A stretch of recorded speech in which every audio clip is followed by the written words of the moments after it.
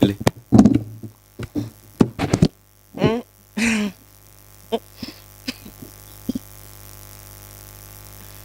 Thank you, Chair, for giving me this opportunity. I'm an interested party in this concern, and I wouldn't really respond to almost all the issues raised, but I'll focus on the incomplete structures.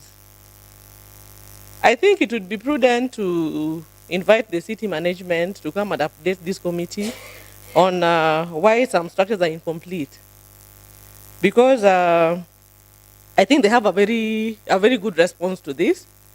But out of, I don't know whether it would be right, but I know there was a contract that was awarded for these structures, for this project, and actually most of the projects stalled because of lack of funding. So I think this would actually be better for the city management to come and maybe give a detailed report on why they have incomplete structures, then we can have that deliberation. And when it comes to garbage dumping, I remember when the site was designed by CEDA some years back. That was many years back, I think around the year 2000 something. There was a design which was done by that donor organization, and it had a dumping ground. But with the time, as the county government came in and decided to introduce some new structures within the facility, you find that Honorable Emil, I want to help you. Are you responding to the concerns or? pardon? Because it would be my honest opinion that if we resolve that there are areas of concern, we agree on the people to come, and then once they present their cases, or even during question answer session, then anybody with further information can provide. Yeah. Unless you want to tell the members you have the answers, then we eliminate those questions. We can eliminate those questions. I think just like I started, I think it would be prudent to have the city management here to answer most of the concerns. I think we go that way. We have the city manager, the CECM member for sports, I think, and the CECM member for lands. I think three major people. The city is falling under lands, urban planning. Then the facilities are also under sports. So, do we need trade also? We have sports, lands, and the city manager. So we resolve that we adopt this. Any contrary opinion? Mr. Speaker. Thank you, Mr. Speaker. I think on top of this, yesterday, as we were discussing issue on the health committee, we said that we could talk about the situations that are there in the sub-county hospitals, if we could add that. I think that's on agenda 2. I mean agenda number, the last agenda. That's on the last. We are still on the issue of the sports complex. Alice Wajewa, Honorable. Thank you, Mr. Speaker. Trade should be involved because we are talking about traders who are in Chichwa Market and all those other around that sports complex. There are traders inside there. So they should have they should also be represented. The stalls also are under a trade, I think so. Like the Chichwa, I can see Chichwa is mentioned here. Oh, Alice Wajewa, do you have the copy of what is proposed as the areas of concern? Yeah. You have it in the in your phone. Yes. You are asking if we should co-opt trade department, isn't it? No, I'm just asking. I did ask if we could add more concerns here or subtract, It's like members were discussing this. Then you mentioned that Chichwa is mentioned here. I was looking for Chichwa. The pond around Chichwa Market. So it's the pond, Yes. the sports complex. So is it Chichwa? Okay. I'm just asking loudly, members. You can help me. It's okay. Yeah. It's okay. Unless there's a concern about Chichwa, about Jaramogi Oginga Odinga Sports Complex. That is the matter. So in the discussion, if something will touch on Chichwa, then I think we'll do a resolution. Oh, it's okay. On where we move Most next. obliged, Yeah. Chair. Honorable Alando, you wanted to say something? Honorable Boyton? Yeah, Chair, I just wanted to say what you've said because the concern was about the sports complex center and the way Honorable Wajawa is also bringing it, supposing the issues that are pertaining to the sports complex center will be touching the Chichwa market, given that the Chichwa market is it's neighboring the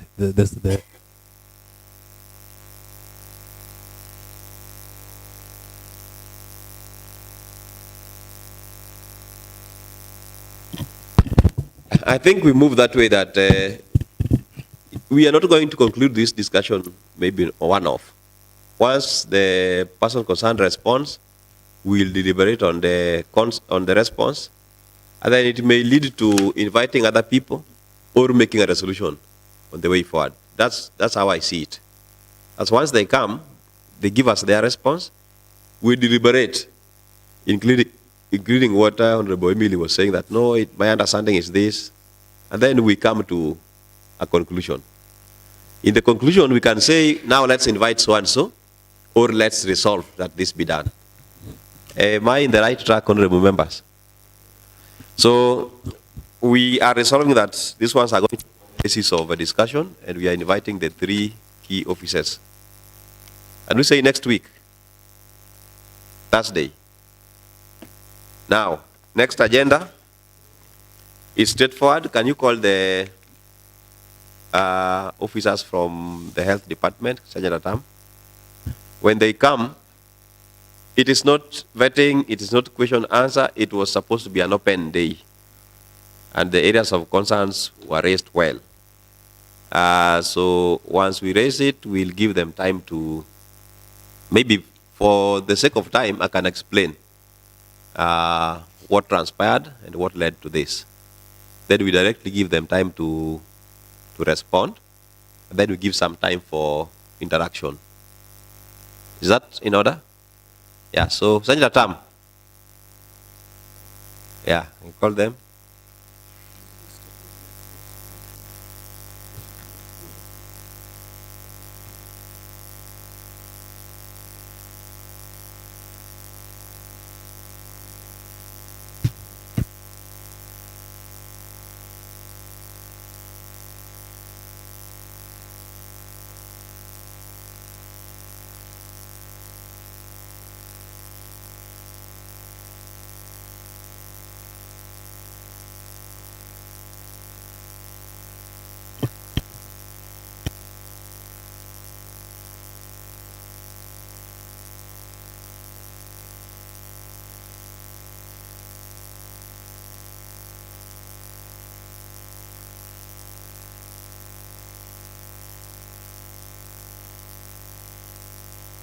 Chief, just come here.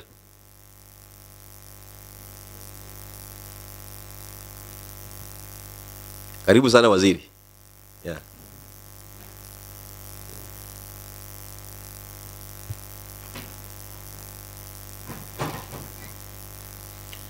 Welcome, Waziri.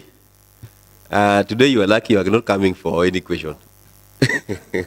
So you can really feel free. Today you're just coming to debate. Yeah. So this is Kisumu County Assembly General Oversight Committee. It's a committee that is comprised of all the members of County Assembly of Kisumu, chaired by the Speaker. And the committee deals with matters that are cutting across different departments. and matters that are referred from other committees. Sometimes we commit matters to certain committees, and they can resolve in their committee that this matter can only be dealt with at the general oversight. So today, honorable members, we are here with our health team. For the sake of time, and I want to appreciate our health team, you are very punctual. You are here on time. It's our members, unfortunately, some matters emerged that deprived us of some members, but we have quorum, so we'll proceed. We don't want to cancel the meeting. We'll proceed. We are still within time, but for the sake of time, I will introduce the members. Then also for the sake of time, Dr. Ganda, you will introduce your team so that we move very fast. Then I will say why we are here. I want to say it's going to be just an interaction. It's an open day. It's awareness creation. We believe that each one of us should be the ambassador of one another. So today it's different from what we normally take you through. You will not even take an oath. But that one does not give you the leeway to give false information. Now, I'm Elisha Jakoraro, Speaker, County Assembly of Kisumu, and the Chairperson of the General Oversight Committee. Next to me is Honorable Caroline Opar, who is the Vice Chair of the committee. And I will introduce the members from here. Honorable Moses Ochele. Ochele, so you know what Mkono, then they know I'm talking about. Honorable Ochele is the MCA of East Kanowawidi. And in the Assembly is the Chairperson of JLAC, the Administrative Law, Justice, Legal Affairs Committee. Next to him is Honorable Eunice Alando, specially elected, Chairperson of Agriculture Committee. Next to Alando is Honorable Karen Odhiambo, Kaloleni Shaurimoyo Ward, and the Chairperson of Finance Committee. Then Alice Wajewa, Honorable Alice Wajewa is next to, you know, Mkono ndio tujue who is Alice Wajewa. She's the Chairperson of Trade Committee in the Assembly. Then we have Honorable Sami Onyango, Railways Ward, Vice Chair of Water Development Committee. Yes, yeah, Water Development Committee. Then Reverend Honorable Tom Nyaoke, North Nyakach Ward, Honorable Tom Monditi, Umbei Ward.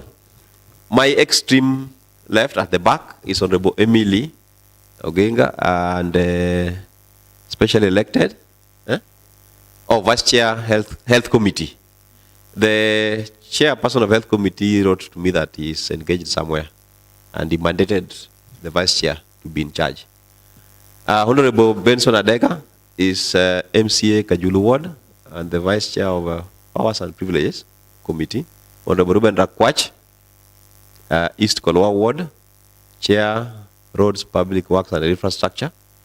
Then Honorable Komudo Vitalis, the corporate guy from Muhoroni Koru Ward, and the Chairperson of Ward Development Committee. Honorable Warindu, Miwani Ward. Yeah. Honorable Vice Chair Pickpack, sorry. Warindu is the Vice Chair Pickpack. Honorable Ratib Boyton Okage, Nyalenda A, Chairperson of Urban Planning and Lands Committee. Then at the far there is Honorable Nancy Matara, the Vice Chair of Sports Culture. Sorry, the Chair of Sports Culture. We are very protective of that, your Chair. Then next to me is Angelina Bonyo, the clerk of the committee. We have got our Hansard guys and the cameraman there. That's our ICT persons. So feel free. And Dr. I'll give you time. For the sake of time, you can introduce the members very fast. Allow me to stand. Thank you very much, Speaker, and members of the County Assembly for inviting us for this open session. I'll invite members who have accompanied me. I start with myself. I'm Dr. Gregory Kanda. I'm the County Executive Committee member for Medical Services, Public Health and Sanitation in Kisumu.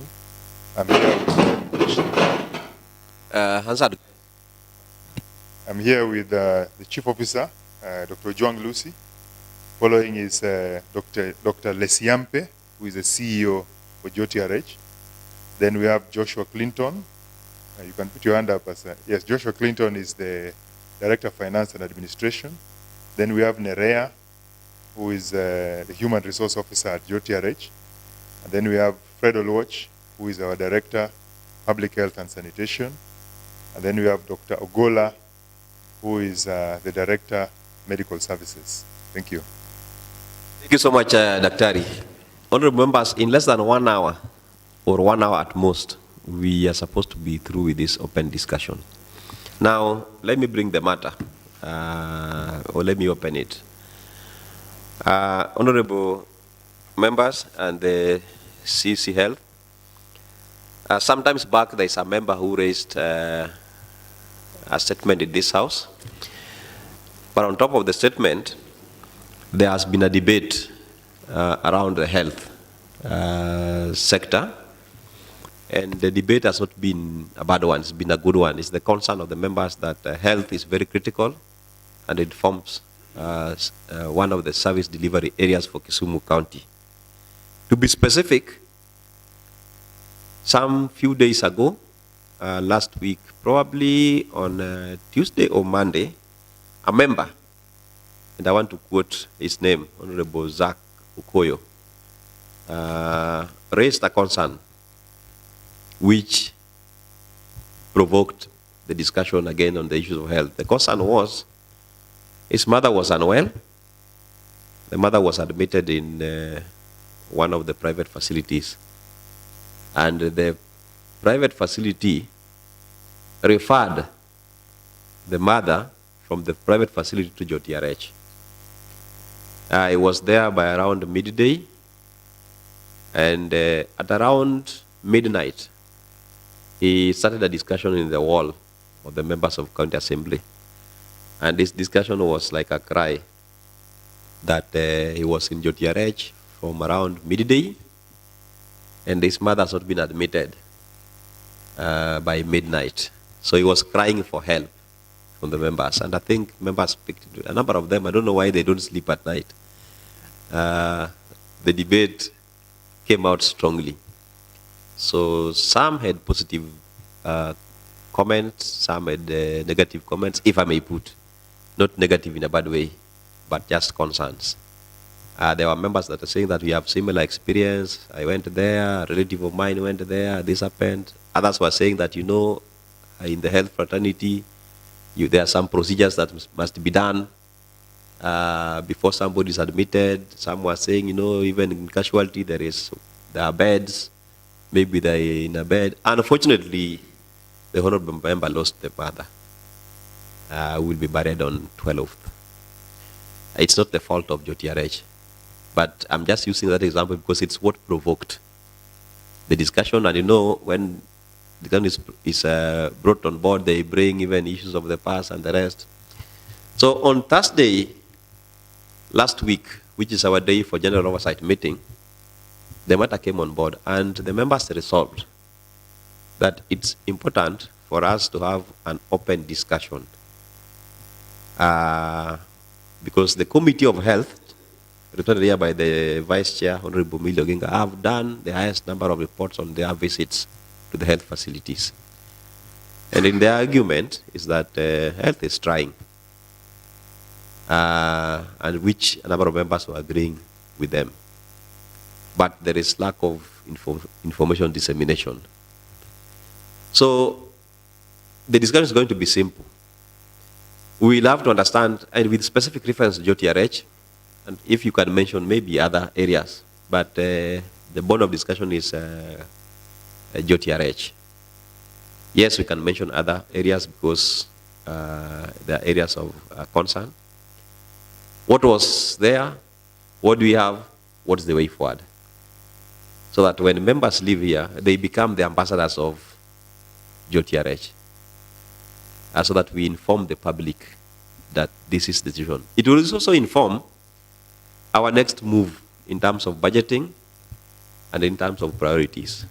There are two reports that were presented yesterday, one on Seme Sub-County, on 2 facilities, and the second one is on 3 facilities in Kisumu East Sub-County. And we'll be sharing with you the recommendations that were made. Some needs immediate attention, some needs long-term attention in terms of budgeting. Some do not even require budgetary allocation. There are things that can be handled immediately. So for me, not to go too much, that is the area of discussion. What was there, what we have, what is the plan? You can take the shortest time possible so that we can elicit. I know they have a number of questions or comments that they can make. From there, we are able to agree on the way forward. So I think I've tried to make it as simple as possible, Daktari. So over to you. Thank you very much, Speaker, and thank you again for this opportunity. I think this is a good idea for us to have an open day so that we understand each other. Sometimes when you are behind the walls talking to yourselves, you might not know what is going on. So this is really an opportunity for us to be able to say something. I'll just speak generally about the health department just for 1 minute before I zero in on JOTRH, and I'm going to be assisted by my team members over here, specifically the CEO of JOTRH, so that he can be able to delineate because he joined us, I think, less than a year ago. So he might not have a lot of background. So I'm happy that at least all the members of this house sat with us in retreats. And in all those retreats, we met for 2 days and discussed what we wanted to achieve within the next 5 years. And each of them knows the things that we discussed, because we realized that you have limited funds, but you want to have maximum output. And sometimes when you spread out too thin, you're not able to achieve anything. One of the things that we said we must do is that we must have one facility per ward that is like a center of excellence. And I think we've made a lot of progress with that. And unless there was little cooperation, and that happens sometimes in some wards, you keep arguing. And you know, some ward projects really are consultative. It must be community, members of the county assembly, the leaders, they must agree on which way forward. So I think a good number of wards have seen progress within at least one facility in their wards that is set to become their center of excellence. And we've worked a lot to do to get there. I know we still have issues of human resource, but I was just discussing with my team that over the last 4 years, since we started in 2014, we had around 960 technical staff in the Department of Health. And right now we are talking about 1,400 technical staff. So the number of staff and number of the human resource which is available has drastically gone up over the years. And really, this staff is mainly found in the wards. Another thing which we needed to do was to make sure that at least each sub-county has a facility that's a referral facility for that sub-county. We've not been able to achieve much, but we are still in progress. You've seen work going on in Kombewa. At least we can say that Nyakach now can speak of a facility. And over the next 2 years, I hope each sub-county will have something to talk about in terms of a good referral facility for them. And finally, we decided that what was there in the manifesto is that we must modernize JOTRH and upgrade it to a facility that we can talk about. And this had several things. One was about infrastructure. And over the last 5 years, I think you've seen a lot of infrastructure changes, modernization, cabro works, additional wards, trying to set up the cancer center, the physiotherapy unit, maternity, and all that. The second part of that modernization was modernizing the way JOTRH operates, because we hoped that we were going to make it a semi-autonomous government agency. That included relooking at the board and getting the right mix of expertise in the board, and I think that was done. The second was recruiting a CEO with experience who could be able to drive the agenda forward, and I think that has been done. And the third, the biggest role of the CEO was in change management and making JOTRH sustainable. One of the problems of JOTRH being unsustainable was the costs. We know that the facilities which are autonomous, the national government get a lot of money in terms of billions of shillings, which JOTRH does not get. And so one of the big tasks for the team was to be able to produce similar services but under a really constrained environment. And I think that's how they are working with how best can we be able to achieve that. And I'll leave that for the CEO to be able to speak about. So there have been reforms. we are very happy with what we've seen in JTRH so far. In terms of clinical outcomes, if you looked at their report last year, I think you submitted to the assembly, compared to the other year, the number of surgeries went up, the mortality rate has gone down. So they're actually doing much better work than they used to. But I know we've not reached where we want to get, and that is because we know it is a journey, where we are and where we want to go, so long as we have a vision. I don't know if the chief officer would want to speak anything before I hand over to Dr. Siampe. No? Okay, so I want to hand over this chance to Dr. Siampe. Maybe he'll introduce himself and then give us a background on what TRH was and what they want to do. Yeah. The CEO, you talked about identifying facilities that are supposed to be made facilities of excellence at the ward level. It was a concern, I think, by one of the members, and it was agreed that maybe, is it possible to know as at now where you are? I mean, where are you in terms of identifying those facilities, and which ones have you worked on? At least a list. If you give me time, I can look at the list that I have, because there are 35. The identification was done through, when we were doing what we call the primary care networks, it was done through stakeholder involvement, community involvement, and even members of the county assembly got involved.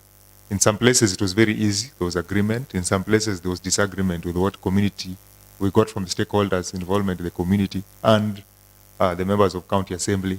And I think those are the few places where you have, where you've not settled. But we said we need to have, if you get 80% compliance, I think we will be happy with it so that the rest can act as examples. And I think those, I'm very happy, like places like Nyakach are already starting seeing the benefits of what they're doing. We opened a new facility the other time, which is a ward facility. We know Nyakach is a ward facility, it's done. We know the other side, Katito has had serious renovations. The wards have been redone, tiled, painted, outpatient is being redone, the hospital has been fenced.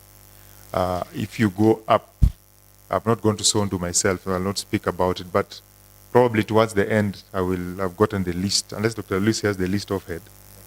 Not now, yeah, but we have it, we can get it within a short time and be able to read what has happened in these or those wards. Yeah.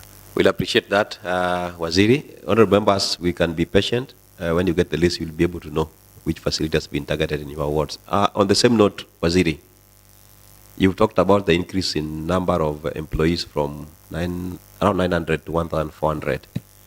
There was a concern, especially on JTRH. There are members who are raising concern that JTRH have been employing, recruiting staff. And to be specific, let me just provide the statement how it was that provide a complete report from the Department of County Administration and Public Service detailing the circumstances authorizing justification and recruitment procedures followed in the recent recruitment of staff by management of JTRH. Maybe as CEO will be responding, he can touch on that one. At what level or at what time is JTRH recruiting? And should it be called illegal or irregular? So, Dr. Thank you for that. I think the CEO will handle that, but I'll give a background of this, that in this country, we don't operate in a vacuum. You always need to look at what is going on in other parts of the country. And you want to look at what's going on in Coast General, you want to go what's going on in Nakuru, what is going on in facilities which previously were provincial hospitals. And I've visited most of them. I've been to Nakuru, I've been to Coast General, and I've been to Kakamega. None of these facilities operates 100% on the recruitment done by the County Public Service Board. And the County Public Service Boards have delegated that authority to recruit on short-term basis, what we call on the casual basis, 3 months, 6 months contract, 3-year contracts to those facilities. Because of several issues, which should not be on record, but one of the issues is the wage bill. the amount of money when we recruit from public service board is very high. And the chance of being sued is always very high compared to the lower. So usually those facilities have been allowed to recruit. Back to JOTRH, this happened before the CEO came in, I think. When Dr. Juliana was the CEO, and there was huge problem with human resource. The governor was Ranguma by then. The board made a special appeal for consideration for JOTRH to recruit. And I think that was approved by the then public service, county public service board and the executive. And they were allowed to recruit quite a number of nurses during that time and a lot of technical staff.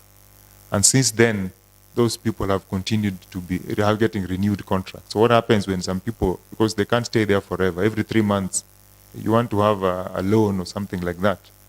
So every 3 months, you have to keep renewing your contract, or every 6 months. So what has happened is that many of them fall off, and then they are replaced by other people through a mechanism within the facility, which was used before. So I will let Lesiampe talk about this when he's responding to what's going on in JOTRH, probably as his concluding remark on the issues of staff who are on the casual basis. But even if you leave JOTRH and you go to the smallest facility in the dispensary, there is no dispensary in this country which has not hired a casual worker. Meaning then that hiring of casual workers has been there since time immemorial. Up to now, there's always somebody cleaning or somebody who is a watchman or something who is hired directly by the facilities on a casual basis. This has never been legislated and has never been resolved because, you know, devolution is not a big bang. It doesn't happen all at once. But those are things that one day we will have to resolve on how you can get adequate staff to run those facilities. If you hear you have casual wages several months by those smaller facilities because they can't afford. But if you look at what they're paying very little money. Yeah, some of them are paying 5,000, 6,000 shillings, 4,000 shillings. Already the auditors are asking, why are you underpaying people? So that probably means that you'll have to increase your wage bill several-fold to be able to accommodate these people. When you're down there in the dispensary, you can hide because the cameras are not on you. But once we put it up at our level, then it becomes a serious matter of concern. So level 4 facilities are already feeling it. The auditors are asking why you're underpaying. They want you to pay according to the rates, which is, I think, 14,000 shillings. And I think the county assembly also asked the same. And that has an impact on our wage bill. An analysis which was done, and I can share the report on this country, found that Kisumu has the highest amount of money that they spend on human resource at 89% of the total amount of money that is available to us because of this, because we have so many other considerations that we are having to on board. So I think we will talk further on that matter of human resource, whether we should onboard them, all of them, into County Public Service Board. Is it something that we're able to afford? Or is it a discussion that probably we need to put in the parking lot until we have a very good solution for it? Thank you.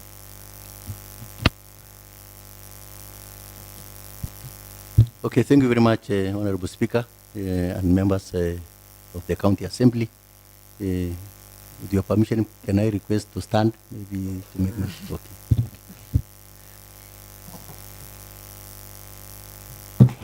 Yeah, thank you very much, Honorable Speaker. Probably I will start by passing my condolence message to the member of the County Assembly who lost their mother in our facility. And I want to say, pole sana. I think our staff did the best they could, but it's unfortunately that we lost her.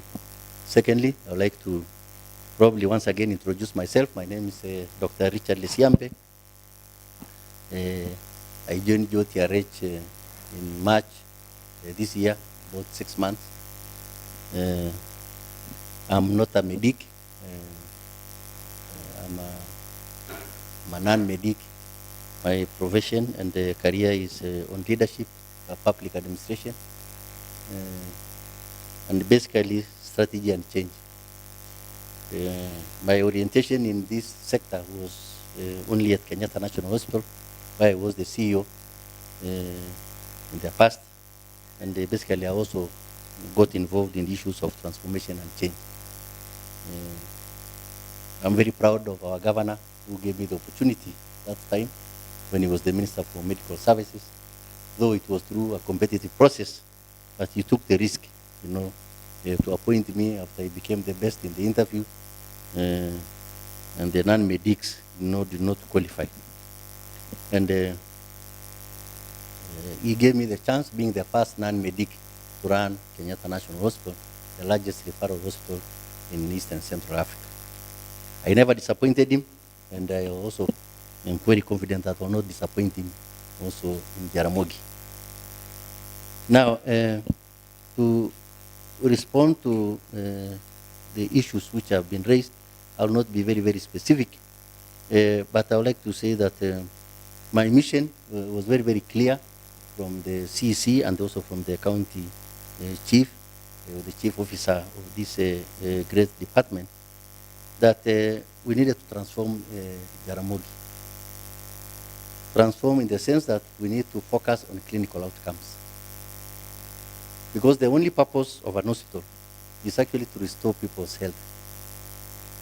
Its purpose is to ensure that the pain, and relief is given to the patients who come to that facility, and they go out there, with their health restored.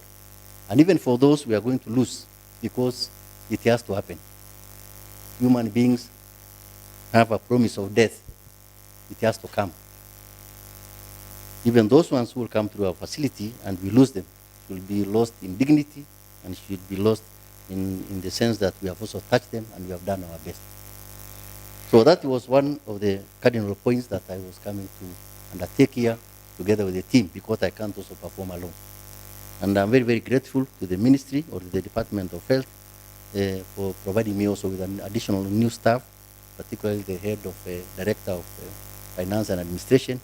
They never had that position, in fact, since time immemorial. For the first time, they also appointed a director in charge of finance and administration. Also, the establishment of the Human Resources Department, and of course, other additional areas. So in terms of what we have done in the past few months, one of the areas was to decongest the casualty. Casualties are usually the face of an hospital. And particularly for a referral facility, it is usually one of the most challenging points. It's actually one of the most painful areas in an hospital. And for our casualty at the JOTRH, the history was that it was ever congested. And it was actually an emergency point, because all emergency conditions, all RTAs within this region were received at that particular point. And therefore, the mission I had with my team was to see how best we can decongest casualty. And therefore, what we did, in fact, the first 2 months, was that we opened up a new ward called Ward 7A, so that all patients in casualty who have been restored to some extent or resuscitated are actually taken to those wards for further treatment, for Ward 7A, a 35-bed ward, which currently I think is housing or actually hosting about 20 patients. The second thing was actually to have monitors. At the casualty, you require to have patient monitors. In fact, about all the beds, we have about 11 beds there. We need to have patient monitors. There are only 2, and they are not even functional. As we speak now, we have about 6 functional monitors, to assist our patients at that particular point. Similarly, we also decided to decentralize, a few other activities. One was to have a 24-hour pharmacy, and we now have a 24-hour pharmacy at the casualty. We also have a non-farm shop. We have a non-farm store at the casualty. We also have a lab at the casualty, so that we can actually provide all these facilities, to ensure that we save lives at that particular point, because that's the most important point. For your information, yes, we are a referral facility. But honorable members and honorable speaker, I want to confirm to this assembly that we receive, I think, from April this year, not less than 1,600 to 2,000 patients, outpatients a day at JOTRH. In fact, before then, it was about 800 to about 1,000. From April, we have been receiving 1,500 to 2,000 on a daily basis. In fact, at the casualty point, we receive 150 to 170 to 200 who are critically ill patients, critically ill. So the point here is that we have done that decongestion. The only thing that I would like to say is that sometimes differentiating between, admission and being at the casualty. One thing, the beds we have at that casualty position, in fact, is actually part of admission to us as actually the medical workers. Because at that point, you have a monitor, you have got the MOs, you have got the nurses, they actually put all the patients there. And being a referral facility, there are different protocols for management of a patient within referral and teaching and research facility. One of the cardinal points here is that you cannot admit a patient in a referral facility without undertaking all the necessary tests, all of them. There is no reason to take a patient to the ward. You cannot manage that patient in a ward without undertaking all the necessary requisite tests. And this is actually mandatory for a teaching and a referral hospital. That's why we have, Uzima University there, we have Maseno University, we have, I think, MKU and other universities. So one thing is that we have to undertake all those tests at casualty before the patient is actually admitted. I want to acknowledge that we are not perfect. We are not efficient to some extent. But we try our best, one, to probably have all the blood tests done, to do the imagings that are required at that particular point, and all other tests. And some of those situations sometimes, create some challenges. I think some of you probably have also visited in Aga Khan, probably in the Nairobi hospital. We find patients actually taking about 8 to 10 hours within the facility. But one thing is that we have tried as much as possible, to decentralize so that we don't have this situation. I don't want to belabor on this as much, but I like to say that we have tried really to decongest. I picked this experience from Kenyatta National Hospital. Kenyatta National Hospital, we used to receive 5,000 patients a day, the outpatient.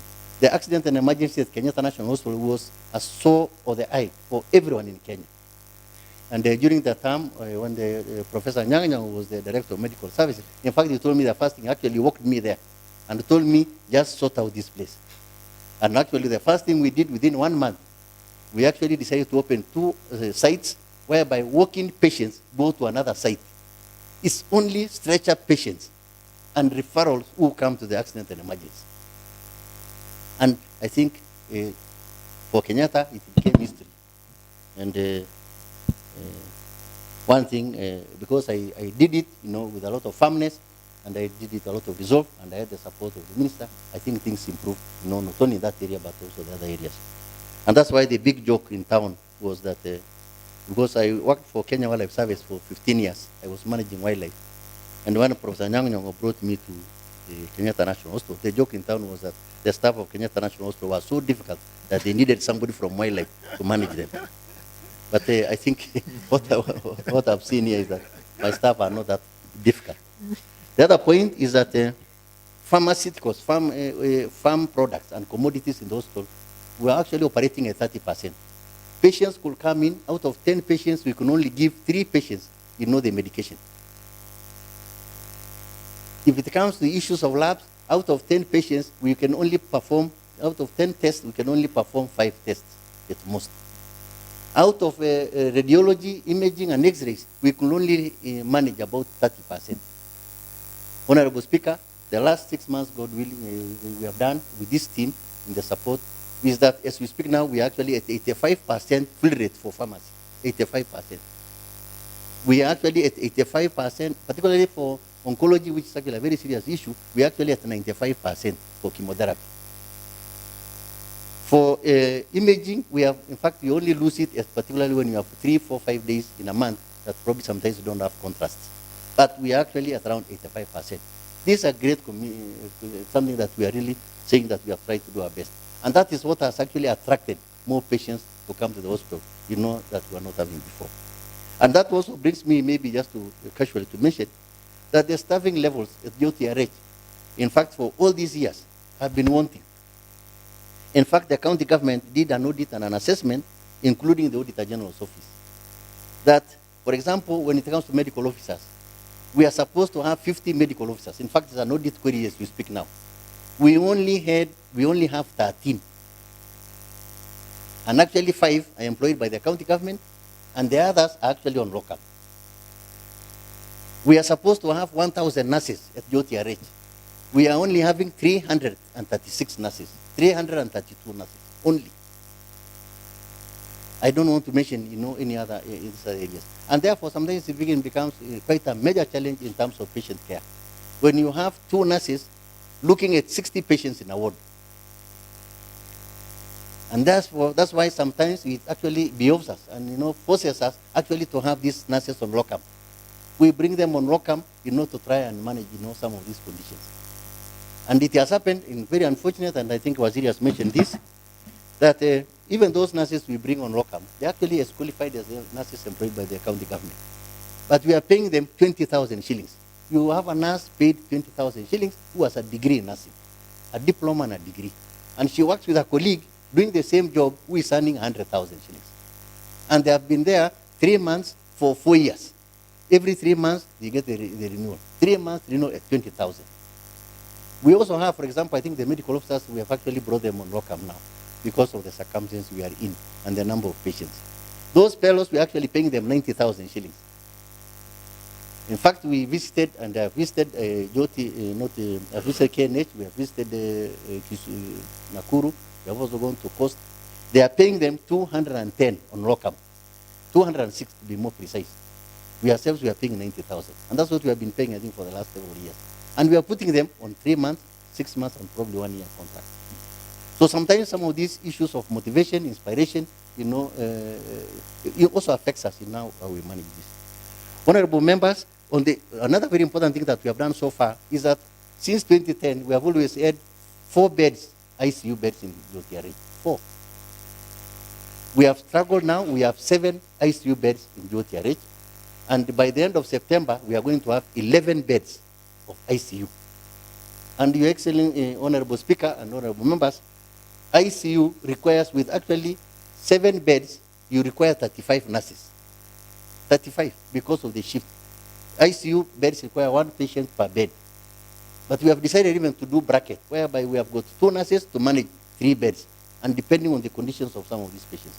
But because of my other experiences, Kenyatta National Hospital was a must 1-to-1, because most of the patients were at conditions, some of them were kidney transplants, some of them probably were some serious things. But in our situation, we can now stay comfortably. We have 7 beds, and we are moving to 11 beds, by end of September. This is very important, because if we have critical patients, there's no way we can transfer them from casualty if we don't have an ICU or we don't have an HDU. And we have had only 3 beds for the last 14 years. 4 actually, to be precise. Similarly, our one other very important area in an hospital is indeed the theaters. We have had only 5 theaters operating at JOTRH, though we have space for about 9 of them, actually 11 of them. As we speak now, the last 3 months, we have managed to operationalize 3 maternity theaters, now fully operational, and 6 other main theaters. So we have got 9 theaters from 5 theaters before. This now has even given us an opportunity to even conduct, 24-hour, theater operations even during the weekends for emergencies. So this also, leads also to demand of staff, also demands, and I think this was also attracted, so many other patients to come over. Because theaters are very critical, pharmaceuticals are very critical, labs are very critical, and of course, any other facilities that we are talking about. Honorable members, I think another very important aspect here is indeed to automate the hospital. Our hospital was only automated on 2 modules. 1, registration and billing. All other systems are manual. Honorable Speaker, everything else was manual. In fact, prescriptions was manual, pharmacy was manual, labs were manual. The last 6 months, Honorable Speaker, with the team here and with the support of the Chief Officer and the Minister here, we have now automated Jaramogi clinical areas. In fact, we are now 90% automated, paperless. We have automated labs, we have automated pharmacy, we have automated radiology, we have automated, in fact, almost all those aspects. What's now remaining is in patients, and we have already automated in patients almost 80%. What's remaining is that we are just buying a few laptops, so that the doctors will actually fill in the notes. And we are very certain that by 15th of September, we'll be 100% automated.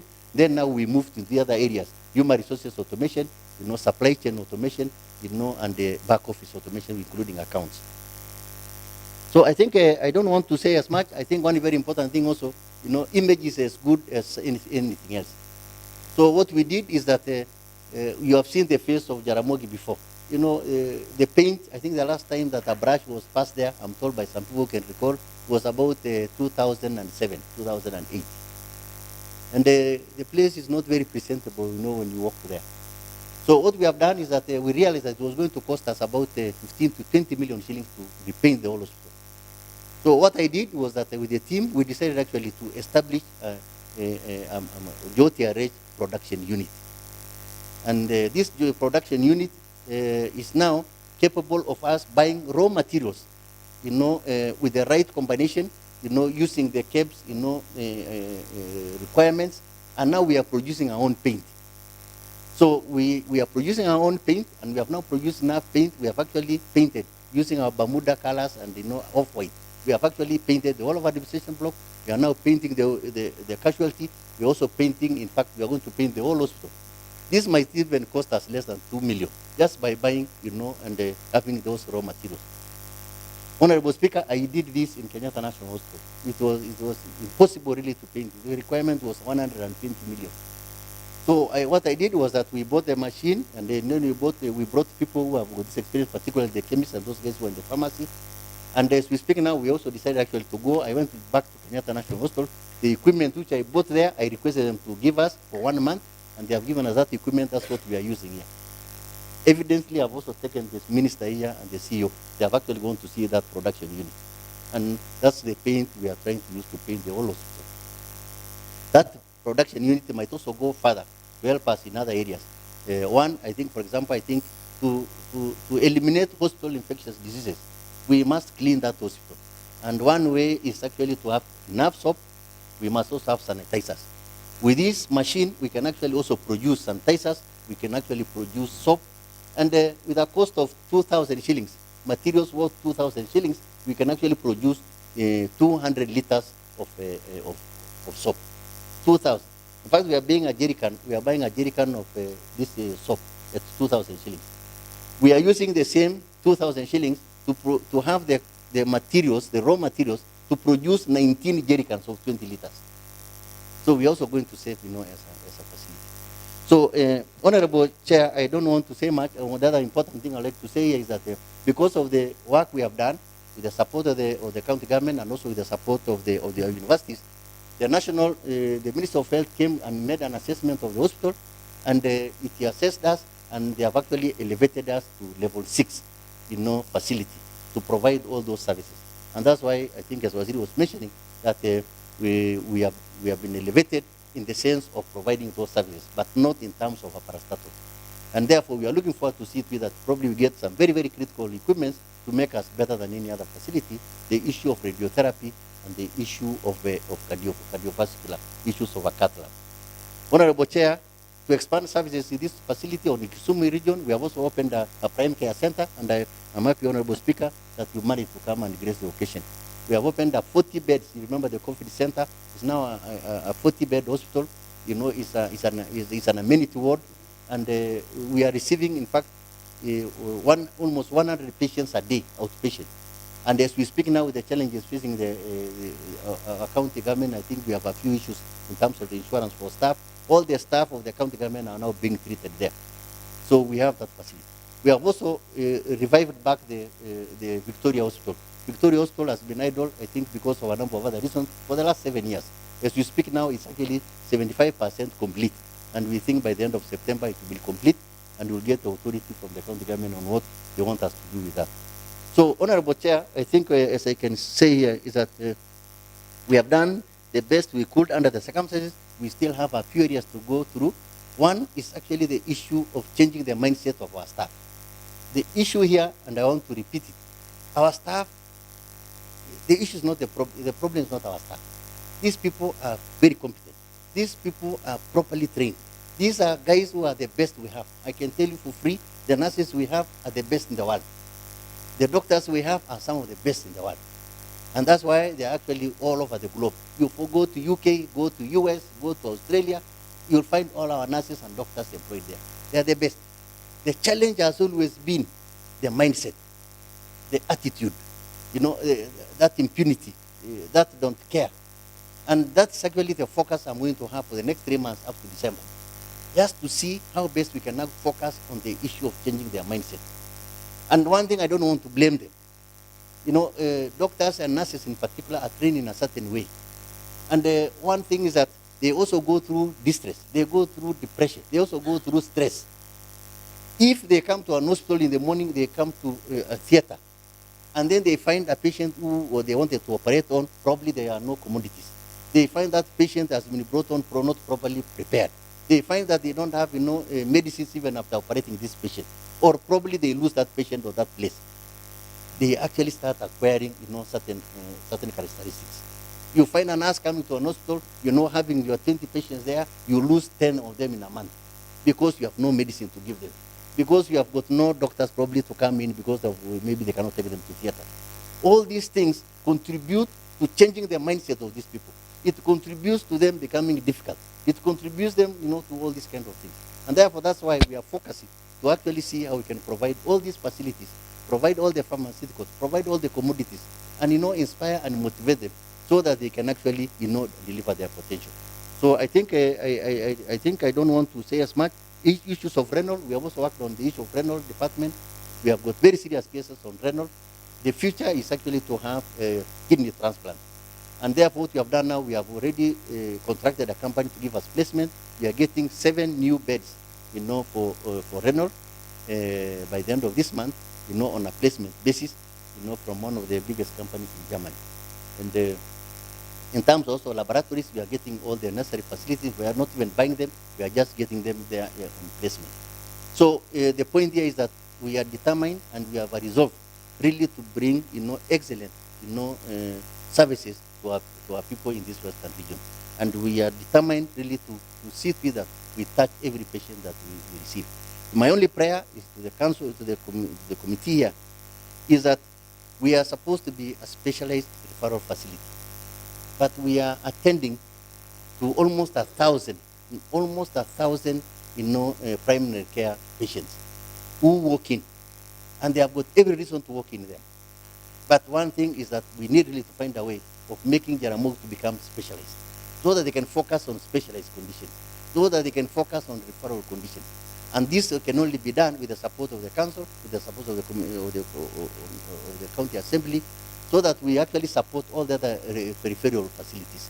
We support the other hospitals around us, so that they can handle all these other conditions, so that we are only left to handle those complicated, those difficult, those specialized treatments. And therefore, let me stop there.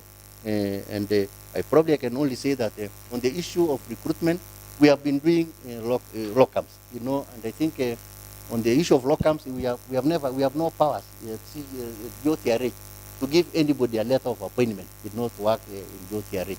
Well, the only thing we have is only to employ them on locum, and particularly the nurses, and particularly because of these expanded services.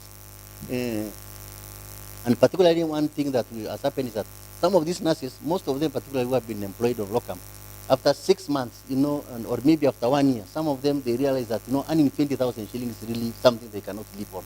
And some of them have been struggling to get jobs outside, and most of them actually have been going out of the country. Some of us have even been supporting most of them. So whenever they leave, we are left without any opportunity, but actually to replace them. And what happens on an annual basis, we actually write to the chief officer, informing them that we want to renew their contract. The only major thing that I did this year was that, one, all those women whom I found there, was that most of them were placed, particularly non-clinical staff. I think non-clinical staff. They were employed, people with degrees, with diplomas, and they were just placed in any area. Some of them were put under accounts, some of them were put under, I think stores, others were put in records.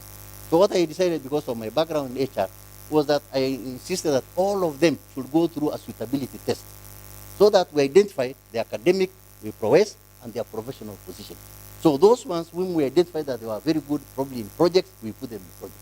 Those we identify that they are good in a certain area, like for example accounts, we put them in accounts. Those who we identify that they are very good in other service, we put them in those areas. That's basically the suitability test that I decided to conduct because these people are put in just whatever the position or the vacancy was. So the point here is that we rely entirely on the chief officer to help us here. We have challenges, with the numbers, but we also appreciate how difficult it is for the county government to absorb this. So I think with that, I want once again to say that the last incident that happened, I don't want to absolve myself. I was away on a short leave, but I was briefed by my officers. They told me that the patient came, the patient was brought to the casualty, and referred from another facility. And one thing that we also have to appreciate, the number of mortalities that we count, the statistics we count as UTRH, usually is because the patients in most instances are treated in some other facilities until probably a point where people realize that they cannot manage. And therefore they rush them to UTRH. So sometimes it happens that we try our best, but probably the case had come too late in some instances. But what's expected of us to be specialized police actually to see how we can manage some of those difficult conditions. So the report I have, I not give the details of what really happened, but I can just give some casual report of this. One was that when the patient was brought in, the patient had to be undertaken through, I think a lab. They also wanted to take her through the X-rays, and I think all those were done. And I think it took, between midday and I think around, 6 o'clock. All those were actually received. And unfortunately, I think, I don't know, I'm not sure who provoked the whole situation. I think the patient was actually taken to Ward 8. And I'm told I think a few other people came there, rowdy, and actually provoked even the nurses, until the nurses even got scared, when they were trying to admit the patient. The nurses actually felt scared to a point whereby when they actually decided to request that the patient should be taken back to casualty. I don't know the circumstances. In fact, I'm yet to get the details. So the patient was brought back to the casualty. I'm told by my experts was that, particularly the consultant, that the conditions will probably require either medical or even surgical. It was actually on fluid. So they had to also wait and get the consultant to make a decision whether to take to a medical ward or take to a surgical ward first. The only thing I can say is that probably, yes, it is true. Some of my staff probably committed omissions here, and I want to really apologize, in fact, to the county assembly, and I also want to apologize to that member, that I apologize on behalf of my staff. I will still go and make a proper inquiry to get the details of what exactly happened. But one thing, there is nobody at UTRH who wakes up in the morning to come and kill a patient. There is nobody who wakes up at UTRH in the morning from their homes to come to theater and ignore some of these patients. They all come with the intention of restoring their health. They all come with the intention of seeing how best we can, help these people. But sometimes we cannot miss, some situations whereby we are not perfect, and we had some of those misses. So I want to say that we apologize for that, and we know that we are not yet there, but we have the determination to progress. In fact, what has really helped us, is that because of all this transformation, we have generated substantial resources, that has made us to buy all our medicines. We have generated substantial resources to make us actually buy all we require in our X-rays. It's all been together with the reagents. Even the people we are putting on locums, we are paying from our own resources. It was unlucky that for us this year, the county government said that they are not in a position to, because of the other competing interests, to provide us with any shilling. We are not receiving any shilling from the county government except the payment for our staff. And therefore, what we have done is to put every effort to close loopholes where we had financial hemorrhage, where we have financial money is disappearing, even issues of procurement. And as we speak now, these 6 months, in fact, I can quote from March.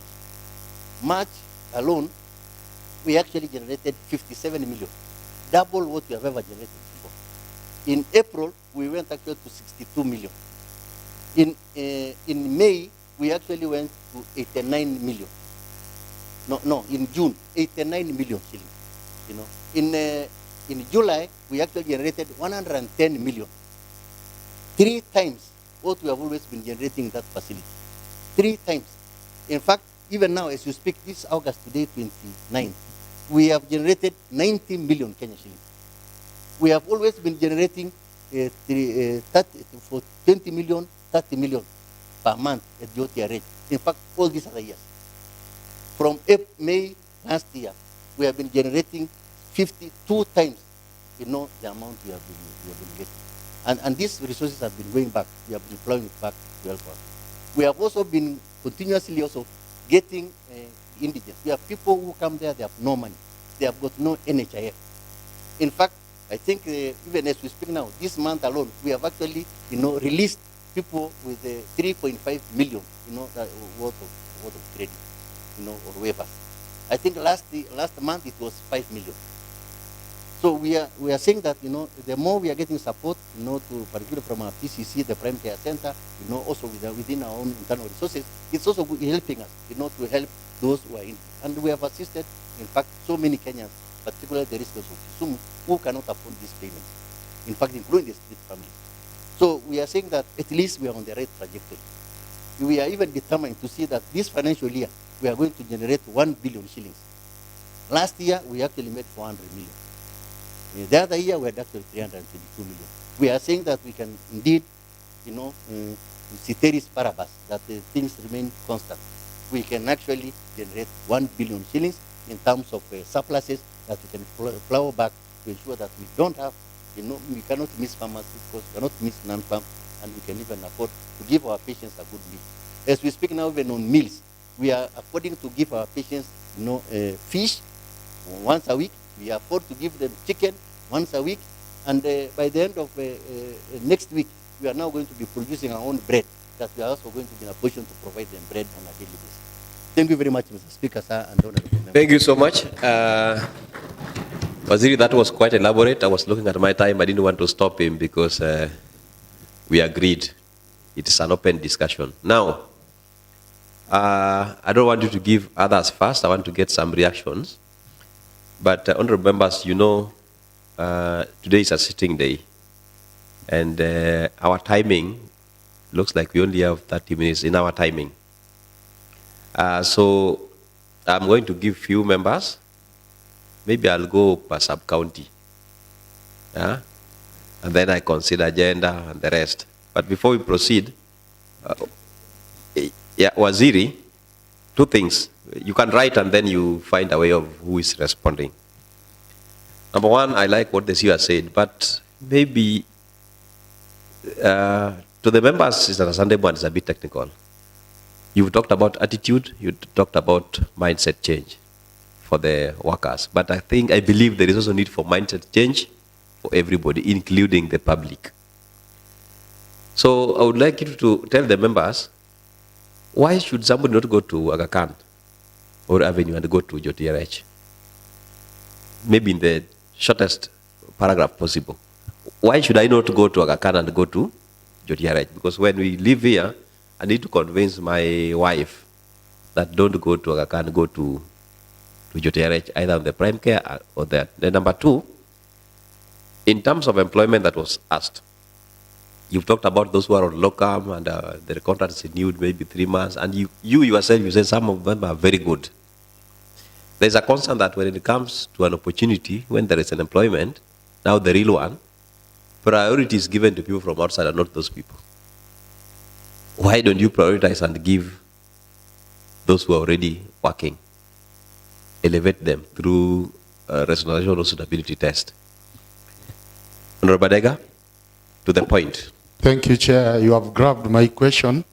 First of all, I thank the team and the CEO for the representation. Mine is to thank you, all of you. By the way, my second born was delivered at Migosi sub-county, which was perfect, and my daughter now is in class 8. And the third born was delivered at Russia, Jotrich. Before I took my wife there, we went to Aga Khan, and the bill which I was given, which I will pay, was over 100,000. And remember, the same doctors at the Aga Khan are the same doctors at Jotri. And that is good.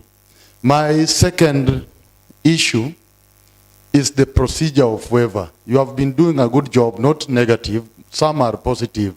Like the calls I've been receiving from the community that they have been stuck because of bill, because they have healed, because of a good job the doctors are doing there. Secondly, is just the response at the emergency place. That is where kindly you should improve. Kindly take your time, sometimes sit there, because the calls we are receiving from this response at the emergency are too much. Lastly, I've talked about when I went to Aga Khan, blah, blah. How far have you reached? Because me, I like going to the public hospital, and I know the insurance you are using is NHIF. Have you worked about these other insurance companies, how we can now be a good ambassadors for you when I've been treated in that hospital? Thank you so much. That is Kisumu East. Nyakach, Tom Nyauke, to the point. Thank you, Waziri, and your team. I want to go to, particularly, you did mention Nyakach as one of the examples of the progress that you have done. And members, I want to confirm that even recently we were in Paponditi, opening a very serious hospital there. And I want to thank you also, even my Katito sub-county hospital. I'm currently very proud of that, on the development that has been put on there. Now the CEO has explained to us quite a number of things, and the reason why you are here as a team is so that we can understand each other. In fact, ideally, what the chairman did put across, it is us to be your ambassadors, because we talk to the people at all the levels. In fact, here is where we have got all the representation from all the county. So listening to the CEO this morning, we really get encouraged. Even as a result of the meager allocations that you have, you are still managing.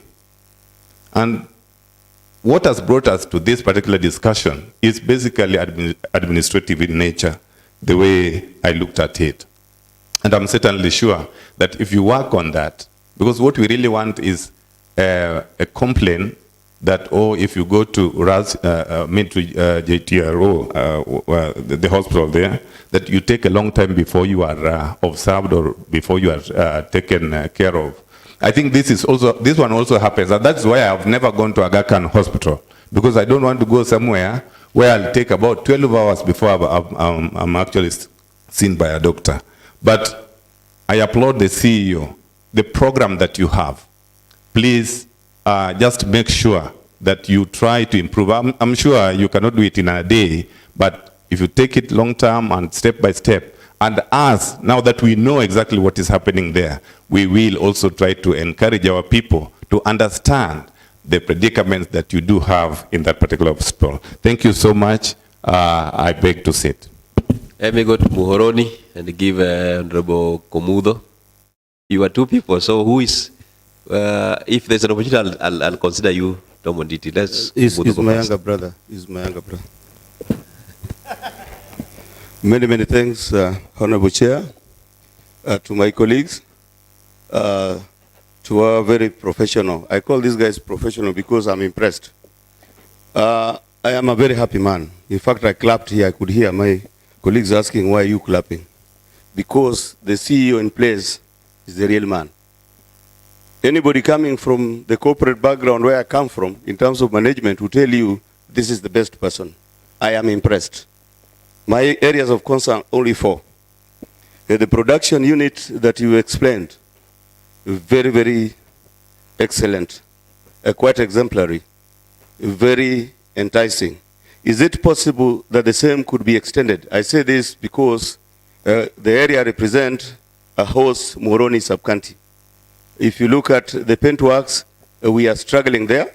I want to see whether your production unit is very manageable in terms of pricing. Is it possible we are able to acquire some of the items of the painting materials from your institution? If this can be extended, I want to tell you, even the rest of the facilities will not be an eyesore as it is today. Secondly, is about what you explain the suitability of staff. Indeed, this is a good area that you have touched. The question is, even as you are doing this, did you discover that some of these people are good for nothing? Because not everybody will be good in accounts, not everybody will be good in finance. I want to believe some were brought by tall relatives. Did you release these people? You need to do that. That is why you could be having the bloated wage bill. My number 3 and second last is about the profitability. It's quite impressive when I could listen to the differences as they come up. Okay? But I want to ask you that I want to believe that these figures are actual. They are not but just but theory. You know what I mean exactly. You can present 101 million, yes, it is in paper form. If it is actually real money, then we are where we are supposed to head to. The final one is about the issue of the walk-ins. I don't know what kind of restrictions you guys are having. It seems like everybody else is getting the walk-ins. I mean, they're getting the referral letters just to walk into that place, because that could be another area of the restriction, so that you avoid the people who should come to my Nyayo sub-county, I mean the formerly Nyayo, my Muhoroni sub-county hospital, just coming all the way to this place, so that you get to deal with the special cases like you explained. Otherwise, Chair, it is the first time I am leaving this room a very confident person that we are headed towards the right direction with that biggest facility. Thank you. Many, many thanks once more. I can have some few because I've realized most of them are comments and not questions, so I would add more. So, I mean, we're done? Thank you, Chair. Chair, mine is direct, and it's coming out of experience. The CEOs talked about mindset.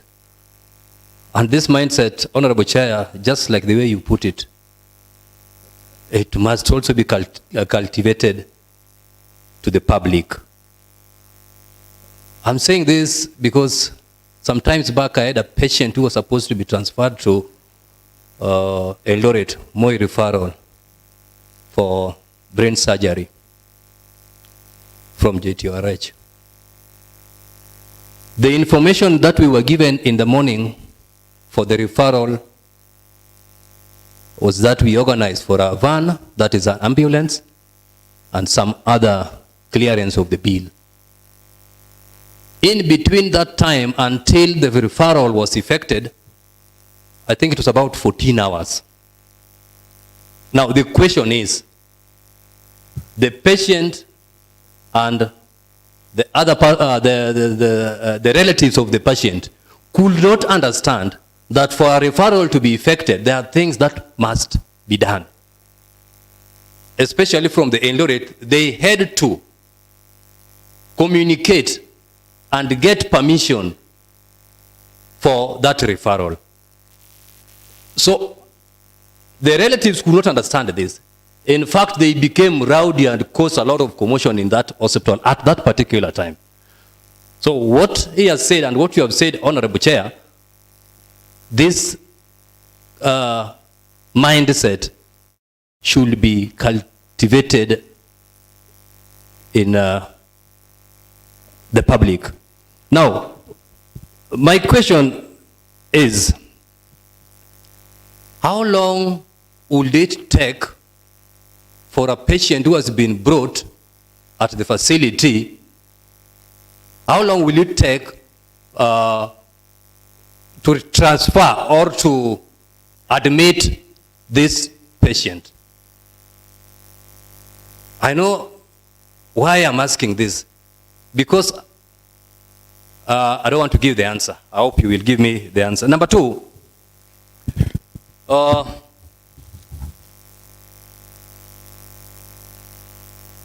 timings for diagnosis. Is there a way that you can try to fast track, because delaying in diagnosis also causes impatience to the patients and the relatives. If there is a way that it can be fast-tracked, then I think the public will be satisfied with your services. And lastly, I believe that the gentleman is on the right track. If we give the support that is needed, and we also encourage our people not to wait until they realize that something is wrong with the patient is when they rush to JTROH, then some of these issues may be averted. Thank you, Honorable Chair. Thank you so much. I think I had maybe two questions there. It's a very difficult one because when you're in the bank, you wait for the person at the counter to be served before you call the next person. But when in the hospital, you want it to be rushed. Anyway, they will answer. Let me get two more. I'll give you. Alice and Rakwach, can you be precise? Because I'm also looking at the time. Thank you, Honorable Chair. Mine will be very, very short. I also want to give my comments. First, I have to say here with a lot of confidence that the management at UTRH is doing a great job. There was a time I had my uncle who was supposed to be operated. He had to undergo some hip replacement. And I think there was a bit of a problem. There was fear that maybe by the time that operation was going to take place, maybe the implants were not going to be there. So just as you said, that sometimes good things may be happening there, but dissemination of information is a problem. So that information may be from the management to those that are at lower level, and even from the lower level to the management, sometimes it is a problem. I took it upon myself, called Mr. Okise, who is the admin, and he did help me, and even other patients who are also aligned for operations, and the operations went on very well. So I have to appreciate the management for that. He really acted very swiftly to save the situation which was there. And then on this issue of admissions, sometimes I know we even have cases of accidents, and even the relatives of the victims, sometimes they become very impatient. I know the procedures are there just as the CEO has put it, but sometimes we need some first aid. Yeah, so maybe we can improve so that these procedures don't take too long. Sometimes there are even some cases of bleeding. So if we can shorten or we do them very fast, then I think we'll be able to improve in that area. Then in the ward also, there is something which I realized. I sorted it out there. I had a patient who is a member of my ward, and he had to undergo some blood transfusion. So I realized when I walked in that the nurse was transfusing a wrong blood which was meant for another patient. So it was a different blood group. And I raised it there.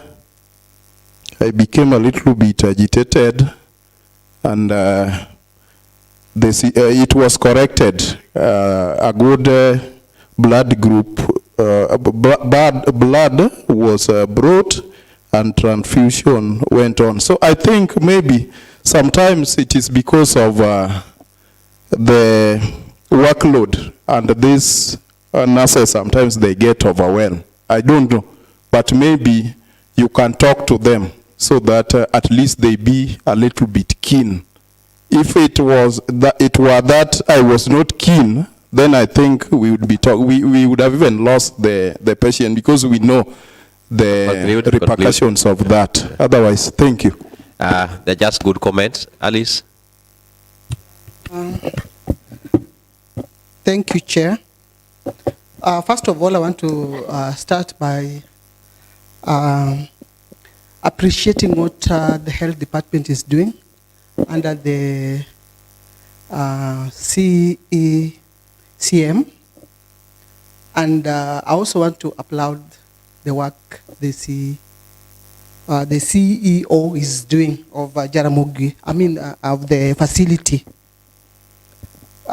Thank you for your elaborate and detailed report on the facility. When something is good, we should say it's good. We appreciate that you're doing a very good work in the facility.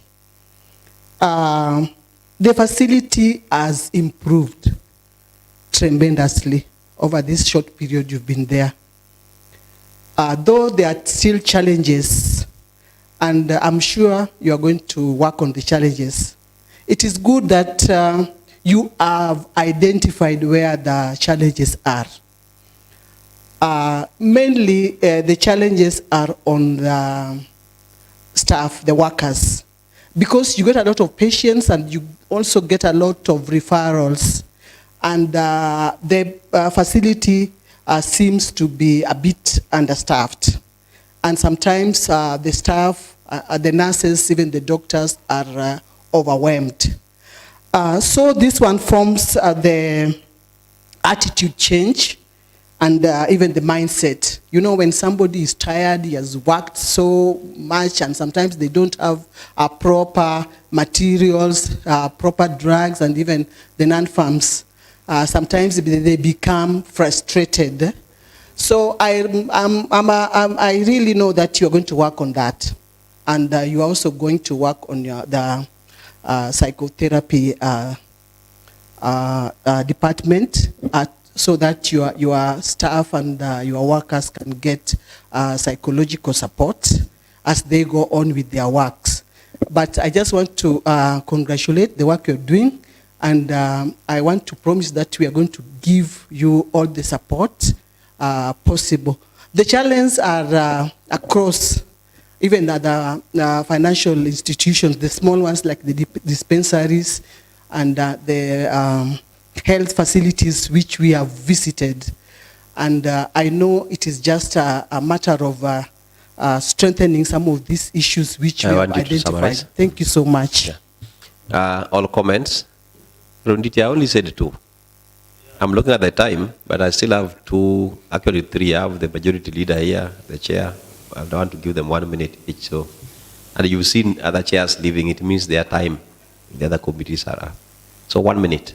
Yeah, Mr. Speaker, I'm standing on the strength that there was something called Greater Nyando, which comprises of Nyakach, Moroni, and Nyando.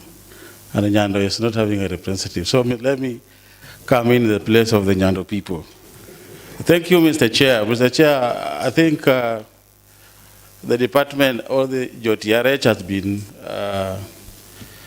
has been praised enough. Actually, today, I am changing my mind. My household has been the so-called district.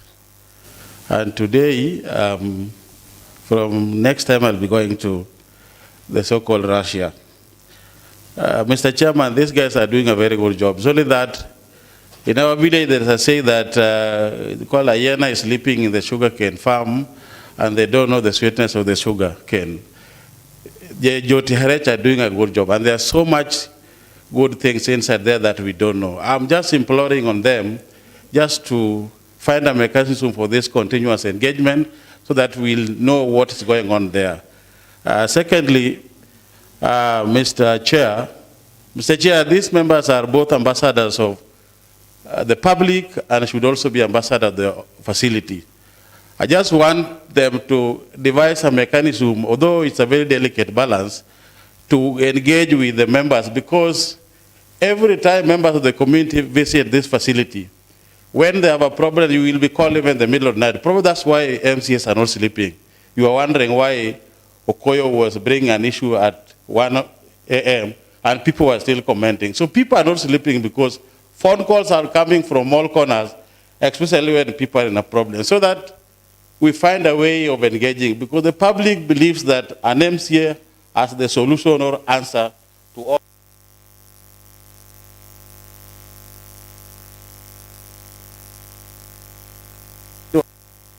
Yeah, just proceed.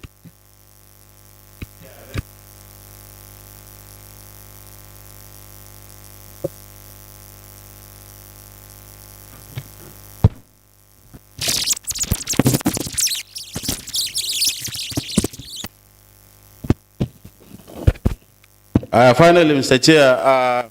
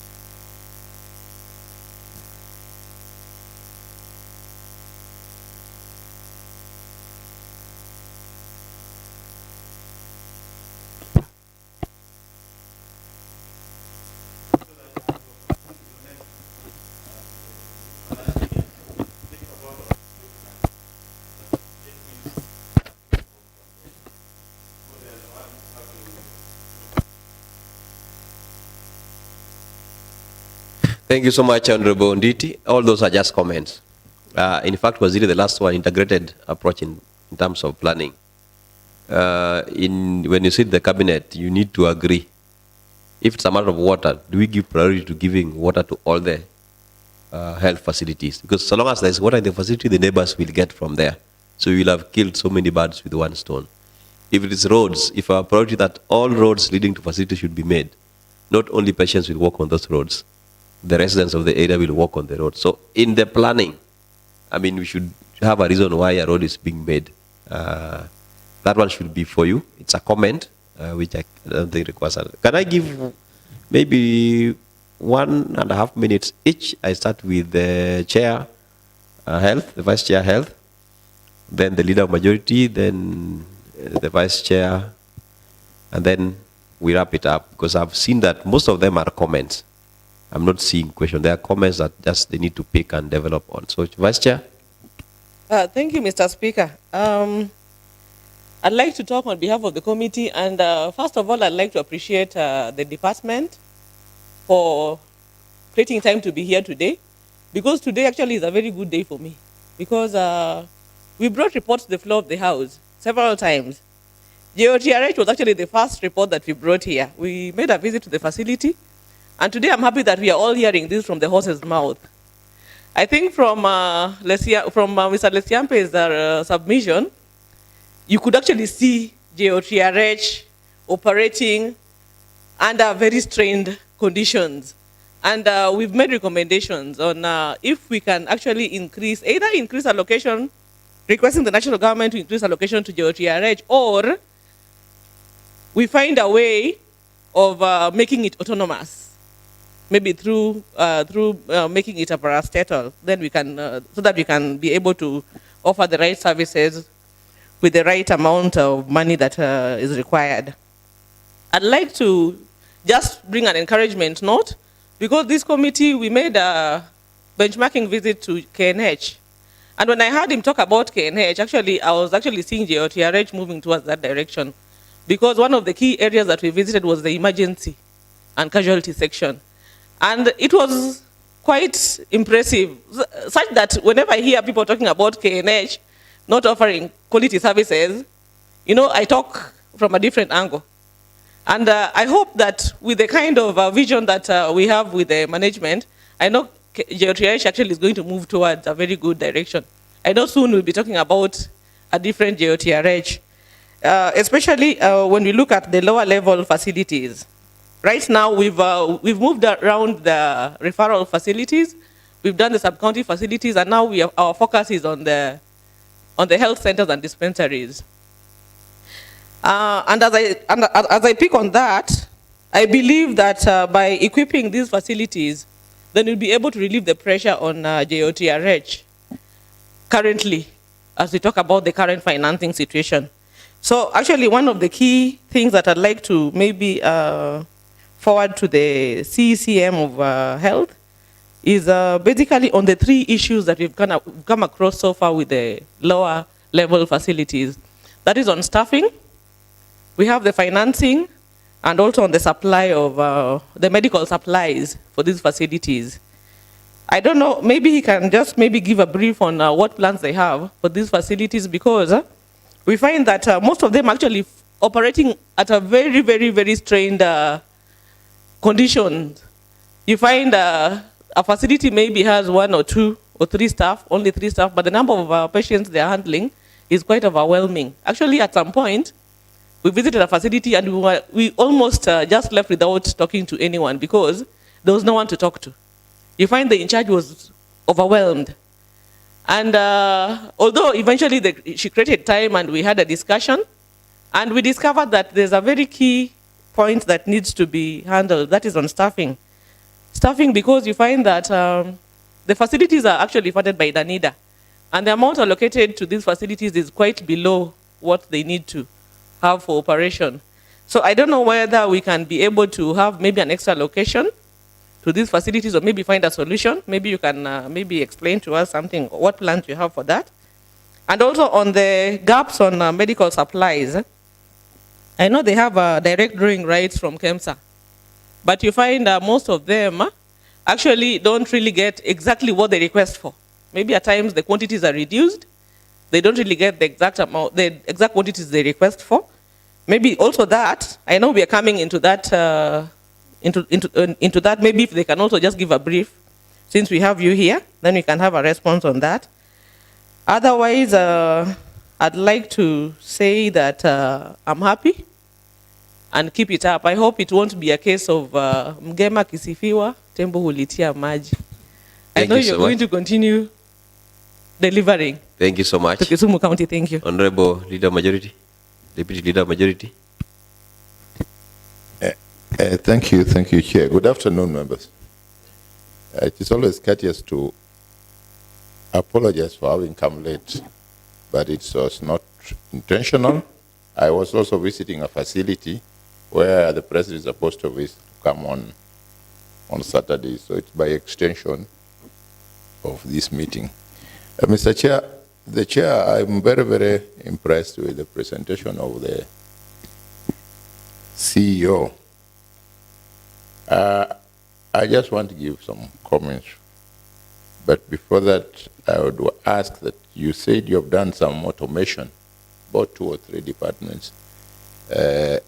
You have not told us what you have achieved, but I know there must have been some achievements. That is why you are asking for more to be done.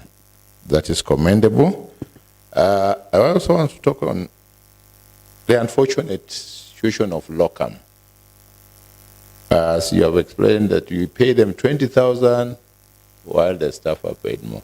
I think we should come up with a policy of how to handle these issues of locum, where we can say when we are employing, then we give the locum first priority. And as other members exit as a matter of retirement or something, then it becomes a policy that we do not recruit from outside but employ from this locum. So we have a chart where we have first come, first serve, so that you don't come just employ because the member has asked for his sister to be employed, but you go as per the FIFO policy. Then that way we will be able to sort out this thing.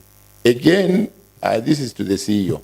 Let us have a list of how people are retiring, and you forward that to the CEO. That immediately replacement is done, and that if that is not done by the public service, then you forward that to us. That problem, we tackle it, and you say, why have you not employed this number of people who have retired?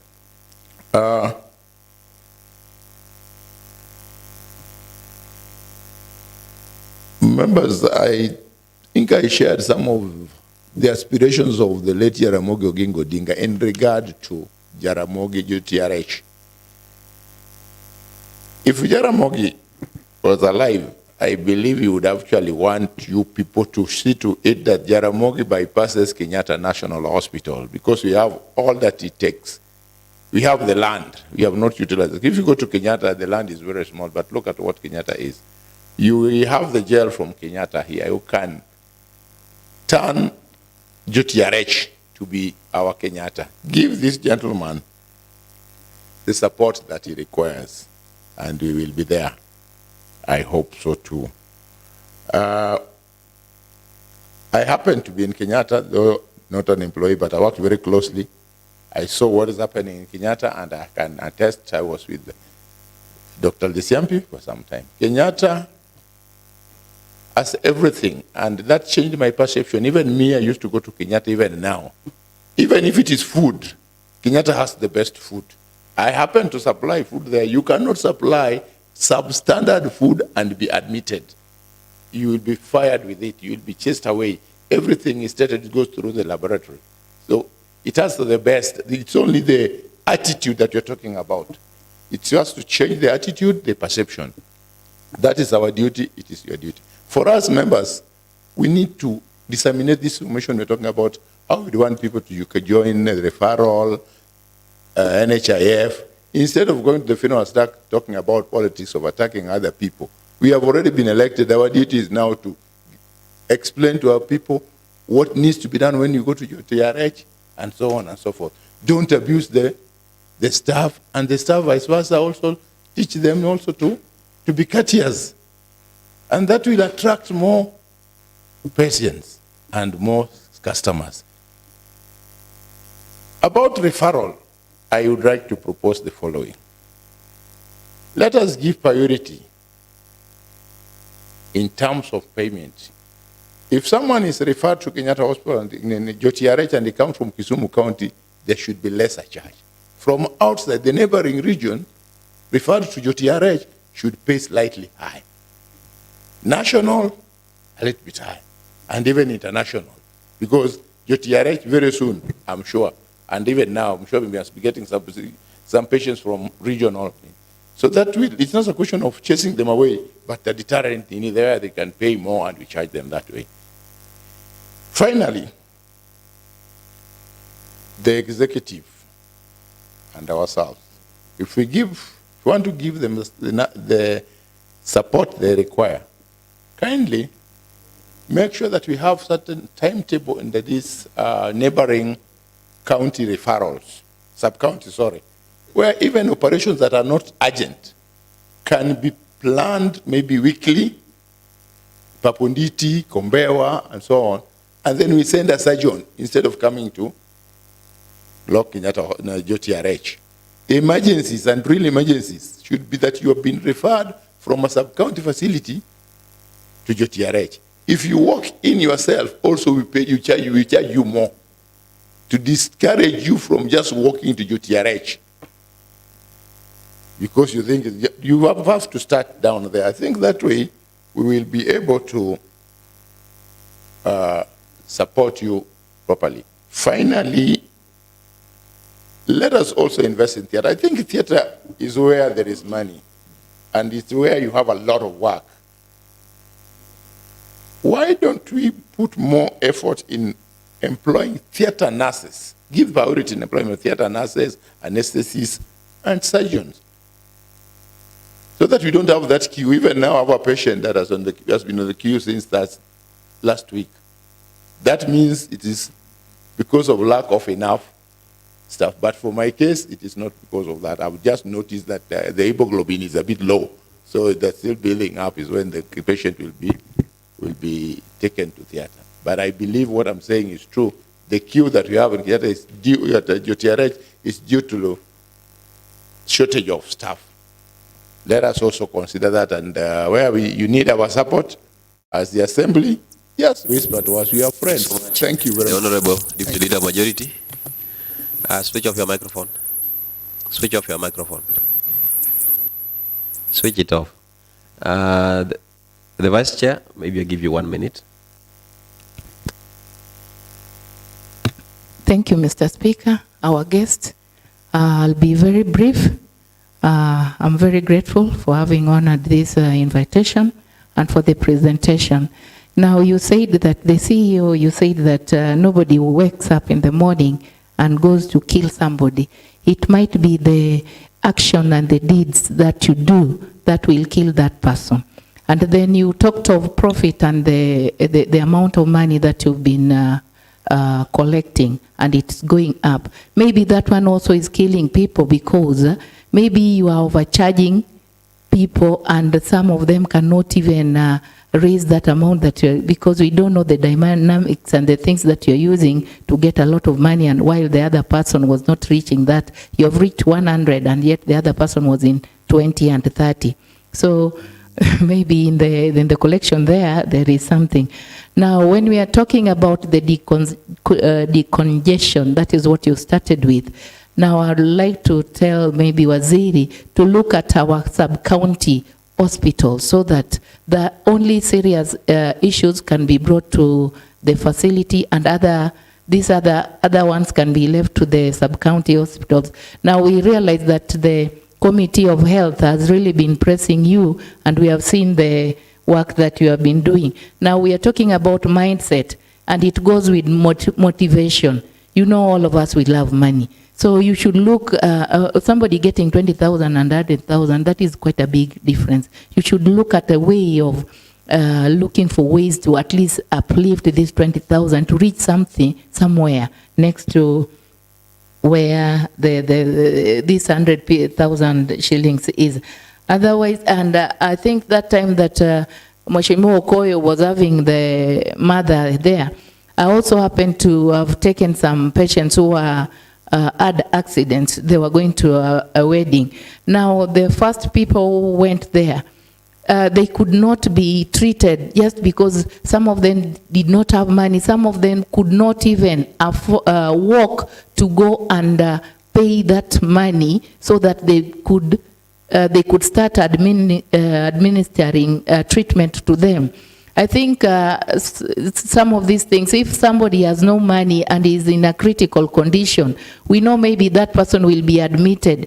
This person should be at least treated, and then when that bill can be billed together with the admission fee. We found those people lying there, they could not be treated, they had not paid and all that.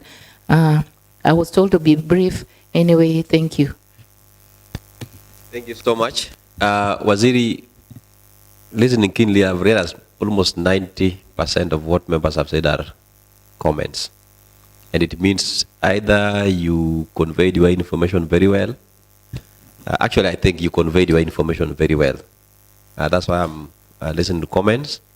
But I want to give you an opportunity. If there is any reaction, I think if you can do it in 5 minutes. The rest, you will sit down and discuss and see what you do. The members of the General Oversight Committee will also sit and discuss the result of this discussion. I can assure you we will communicate to you what we shall have resolved. So, Waziri, maybe you'll choose if you'll do it, or CEO, or whoever will do it. If you can do it in 5 minutes, you don't just forget about the comments if there is something that needs response. But the comments, you can just appreciate them. Thank you very much, members of the Assembly and Speaker, for the opportunity. But I think, as you said, most of the issues raised were comments. First of all, let's say that the health system does not consist only of public hospitals, but also private hospitals. And what we aim to achieve is that we walk into any hospital, whether private or public, you should get equivalent services, so that the issue is about outcomes. If you came there to deliver, you should have a good delivery, whether you went to public or private. So the decision on where you want to go will depend on probably your choice and how much money you have and how much you're willing to spend. It's like taking a beer in the local bar at home, or you can take it in Acacia. It's still the same beer, but the costs are different. So I think we do give priority to people in JOTRH. In fact, most of the medical officers we have employed are coming from JOTRH. We try and make sure we give them a chance. But of course, you have to look at the balancing between many other things, male-female ratio, people with disability, 70% for the locals and all that kind of thing. The turnaround time at emergency is an issue. Public hospitals' expectations are very high. I've been abused. Last week I was abused by somebody from my village. They stayed for 2 hours before being admitted into the bed, getting a bed. And what many people don't realize is that the turnaround time in the private hospitals, like Aga Khan, is actually 8 hours. By the time you're saying get admitted, by the time you get your bed, actually, it's between 6 to 8 hours. We wait for 2 hours in JTRH and we run crazy and say we're wasting a lot of time, because it's an admission is not just getting a bed. It's about preparing, getting your medication and all that kind of thing, the reports. So it's true we need to do a lot in terms of engagement of community, and we are thinking about doing actually a sub-county by sub-county newsletter, so that we will have every month engagements, whether on radio, on our social medias, and actually a newsletter, just focusing on one sub-county at a time, so that we have a rotation and better engagement and people understand what is going on. But we will improve. I think something needs to happen about communication between us and the public, and it's something that we've taken up from here. We will include other insurances, as has been advised. That is a work in progress. We already have other insurances coming to JTRH. The production for other facilities has been considered. The JTRH is willing to do this for the other facilities. I hope we'll be able to manage to do it within the repairs and maintenance for these facilities, and whenever they want to do that. So that has already been thought about. There's actually a very nice procedure for waivers, or we actually don't call them waivers. In the FIF Act, they are called exemptions. That procedure is actually followed. There's a committee which sits to actually recommend and approve when somebody is to be waived. Somebody talked about community health worker mobility, maybe buying the bicycles, but I want to throw it back to the whole team, that perhaps you can consider that in your development budget, that you can buy bicycles or a motorcycle for especially those people, the CHVs who have big areas, places like Moroni, where the distances they're traveling is quite high. The higher sides of Kisumu East, those places probably we could consider in our development budget, buying for them bicycles or motorcycles. I think bicycles might be most convenient. About KEMSA, I keep talking about this. 3 years ago when we did an assessment, we required 800 million for medications. We only had 200 or 250, so we can't have everything. So what we've done is prioritized top things that need to be there.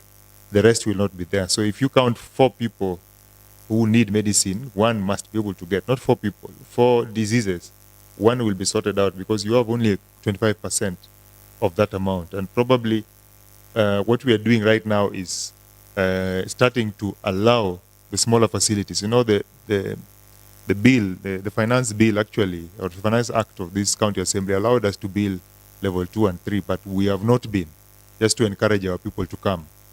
But the chronic illnesses are too expensive, and we are now telling that we will bill for those chronic illnesses. We'll continue giving free medication for those smaller illnesses, but chronic illnesses we can't afford. The number of hypertension and diabetes in Kisumu, because of the community health program, early detection, has gone up 4 times. So you require 4 times that amount of money to take care of the same people you used to take care of the other time before. So then that is going to come. But I hope the new financing mechanism will be able to sort us out in terms of the Social Health Act, the Social Health Authority, SHA, and the Primary Health Care Act, which just allows you to just register and be able to benefit from it. There are very good proposals which we've taken. I'll allow the CEO maybe 1 minute of my time, because I think I've taken 2. Maybe add on to other things that I've not considered. Yeah, thank you very much, Chair. I think I'll be very brief. One, I think on the issue of considering those who have been there for long, whenever the opportunity arises, is something that we're going to take on board. We have also had people who are there on voluntary, I think, basis for almost 1 or 2 years. So I think this is something that we're going to be considering. I think the other point is on the issue of revenues. The revenues I was mentioning were revenues involving cash and also involving NHIF, and therefore that is actually performance. All I can say is that what we have done is that we have not increased any costs. What is there is that we have tried as much as possible to ensure that we collect, what is actually due to us, and just making it more efficient. And through automation, that's what has assisted us. So the point here is that We have also discouraged our staff that all accidents, and in fact that's actually a requirement, anyone who comes to accident and emergency has to be treated fast. It's not money fast. And we have also gone further to ensure that we have a billing point now at actually outside by casualty. So I think the issue of walking to the fish pond now is empty. In fact, no patient goes to the fish pond point. I think the compliments, we also want to appreciate all the compliments. We are saying we are really very grateful for that. We need those compliments. I think what we have not done is to tell our story. I think we have not been very effective in communicating our story. And I think that's one area that we are going to focus on. For you to become our ambassadors, I want to request you I think let's engage our community, let's engage our people to take up the NHIF, to take up the NHIF, to take the shift, I think whatever the new policy or government will be. Because our county coverage is about 22%. 22% coverage on insurance, particularly NHIF, is very, very low. And we are losing substantially. And that's why we are getting these challenges, on how, on actually out-of-pocket expenses. So I request that we are also going to have, I think, a discussion as a county and as a Department of Health to see to it that we also work in that areas. So I want to tell the Deputy Chair that I really apologize about that incident. It's not normal. I think we have had several of them, RTS, road accident for the children, and we have always given instructions that they are treated first, and then we sort out later the issue of payments. We have to save lives first. I think in terms of attitudes, we are actually going to have a proper training. In fact, the next 3 months, where we are going to have training, customer training courses, I think patient management courses, I think generally courses that will actually help us to get skills and competencies to make our staff really, have a good way of managing, our patients. So with that, I think on behalf of my team here, I really want to say thank you very much from the members, from the speaker. We are taking note of all the issues you have raised. Some of them, I think probably we are going to come back to you and also see how best you can also help us going forward. But it's our commitment. I want to commit on behalf of my staff, Jyoti Arech, that will do everything possible to have great clinical outcomes. In fact, even surpass, I think, even Kenyatta National Hospital, to help the patients of our region here. I think the issue of painting, we are ready. If we can buy materials, I know Aziri has said that we can help, but I was wondering because the materials cost are very low. If they can buy the materials, in fact, we are ready to provide them with the paint. We are also ready to provide them with the sanitation. Thank you very much, Chair. Speaker, and I've excused 2 of my staff to a different assignment. I apologize for that.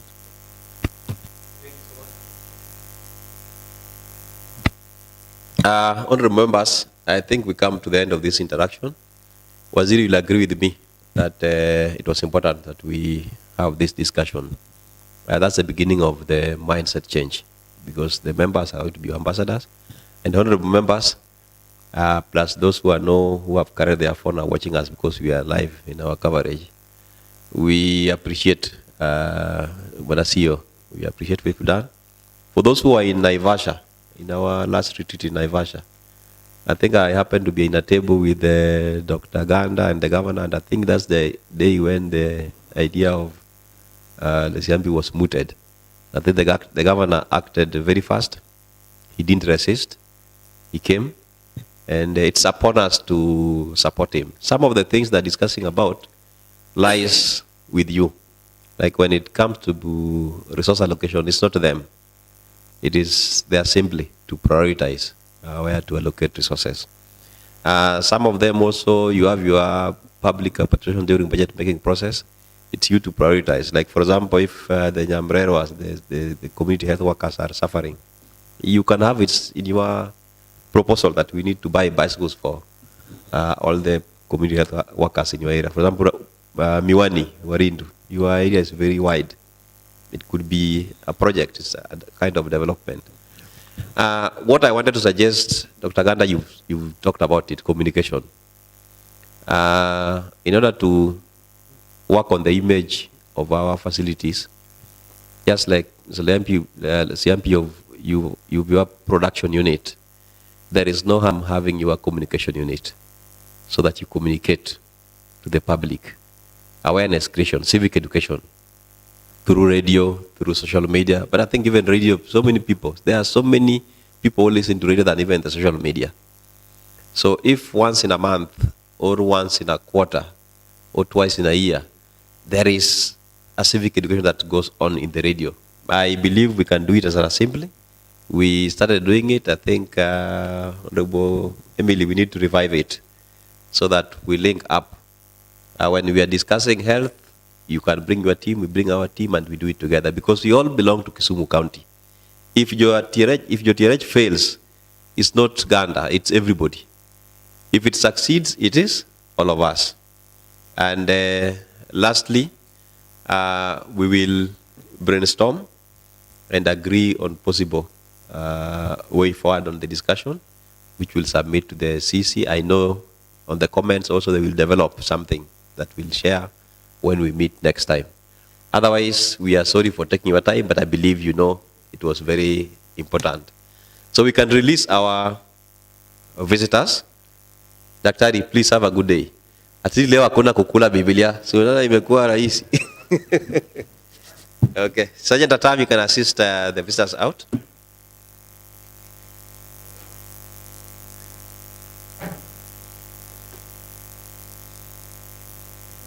Honorable members, we have exhausted our agenda for today, which was agenda number 4. So we are only remaining with one agenda. But before we close, I want to appreciate members who have stayed with us. You know, there is a kind of attitude that is being discussed here that even me, sometimes I feel it's not good.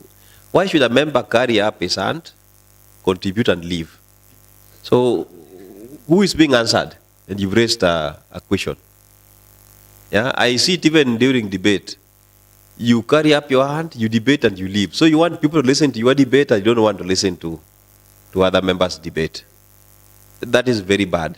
It's something that we need to discourage. So I want to appreciate those who are there. I saw even a member, I don't want to call his or her name, came a few minutes late. You want to ask her questions. I denied him chance to give priority to those who came earlier. Then he left. It's not good at all. And that's why I was intentionally giving priority to the members who have been here from the beginning of the time. And that will be the way forward. So for those who are here, I really appreciate.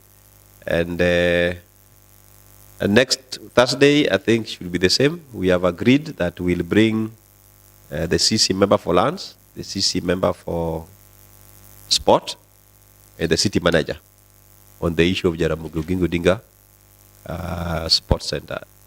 Also remember, there is a committee that referred their activity to general oversight. To which committee? Yes, there's a implementation of PWD Act, which the Committee of Sports Culture referred to our committee. So we'll look at it the next time. Otherwise, we are adjourning until next week, Thursday at 11 a.m.